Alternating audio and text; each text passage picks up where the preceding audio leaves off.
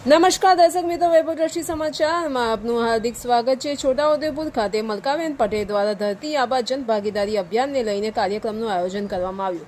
છોટાઉદેપુર ખાતે ધરતી આબા જન ભાગીદારી અભિયાનને લઈને મલકાબેન પટેલ દ્વારા એક કાર્યક્રમનું આયોજન કરવામાં આવ્યું, જેમાં જિલ્લા કલેક્ટર ગાર્ગી જૈન, છોટાઉદેપુરના ધારાસભ્ય રાજેન્દ્રભાઈ રાઠવા પણ ઉપસ્થિત રહ્યા હતા।